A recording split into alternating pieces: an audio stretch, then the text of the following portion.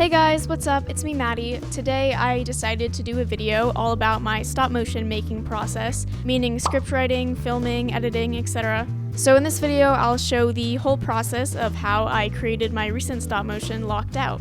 Let's go ahead and get started. So the first step in making a stop motion is coming up with the storyline and writing the script. Sometimes I will look at a prop in my dollhouse and try to come up with a storyline revolving around that, or I'll take inspiration from things that have happened to me in real life. So once I do get an idea for a storyline, I'll start writing the script in Google Docs. And I don't necessarily follow a super strict storyline structure, if that makes sense. I just like to write off the top of my head, and at the end I'll go back and reread it and fix anything that I need to.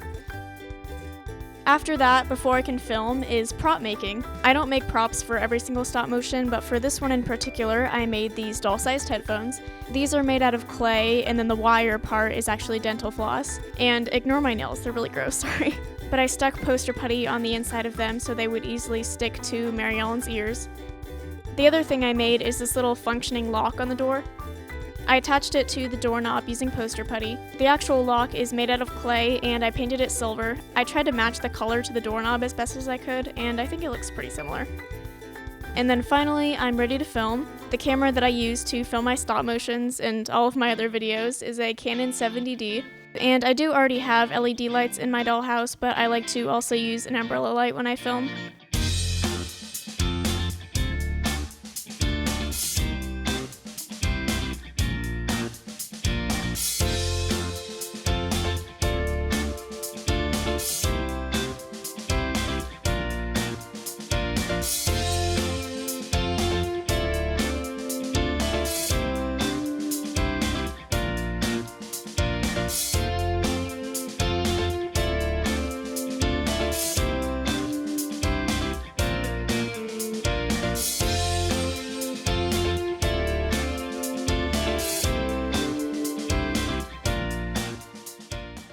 Alright, welcome to Editing with Maddie.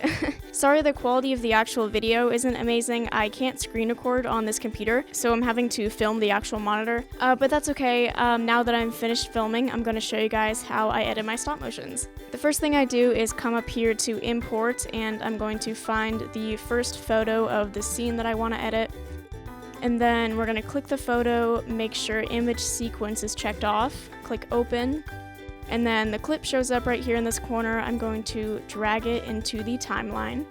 As you can see, when I play the clip, it's really fast. That's because if you go up here to sequence settings, it's automatically set to 24 frames per second. And in Premiere, you can't set it to much slower than that. So if I want to change the speed, I go here to speed/duration and change it to like 50 or 55. That's around 12 to 13 frames per second. And then as you can see, this is a lot slower, but it looks a lot better. If I want to do a freeze frame, let's say at the beginning, I will go to the very first photo and cut and separate it from the rest.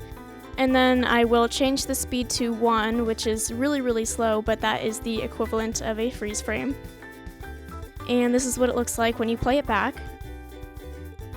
And of course I can make it longer or shorter, just adjust it to the way that I want it to look. Another thing is that sometimes when I'm filming, I will accidentally get my hand in the corner of the shot. So the way that I fix that is I'll create a Photoshop image. I'll show you guys.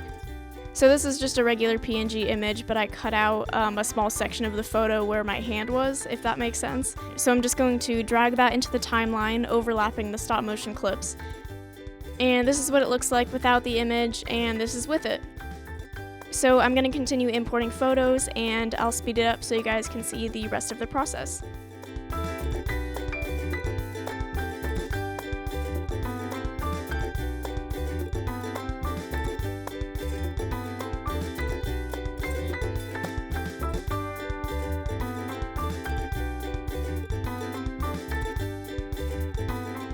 Alright, so now that I have imported all of the photos, I'm going to work on adding sound effects. The first one I want to add is the sound that your phone makes when you hang up on somebody after a phone call. So I found this one on YouTube and I downloaded it onto my computer, and now I'm going to drag it into the timeline.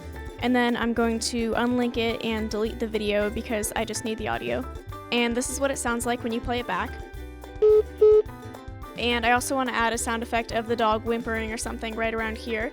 So I found another one from YouTube. I'm going to drag it into the timeline. Once again, click Unlink because I just need the audio. It's a pretty long sound effect, so I'm just going to select the part of it that I want to use. And this is what it sounds like when you play it back. So that is how I do sound effects. I'm going to go ahead and edit in a few more of them, and I'll speed it up.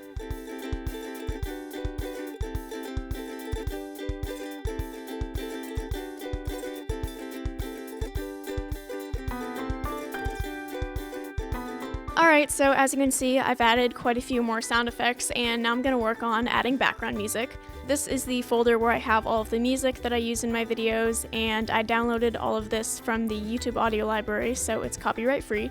So I'm going to go ahead and look through this folder and pick out some background music that I want to use in this video.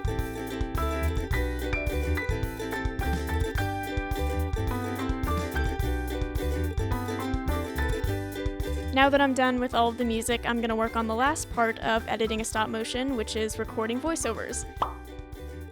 So when I record voiceovers, I prefer to edit as I go, which is, I know it's probably not the most efficient way to do it, honestly, but what I'll do is I'll record about 2 or 3 lines and then edit those into the timeline, and then record another 2 or 3 lines, edit those into the timeline, and so on.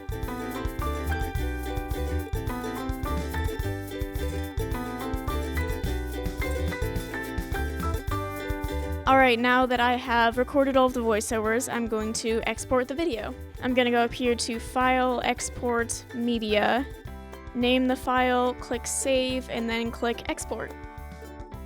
After this, all I have left to do is just create a thumbnail and upload it to YouTube. So that is how I make my stop motions. I hope this video was interesting or helpful in some way, and thank you guys so much for watching. I'll see you next time. Bye!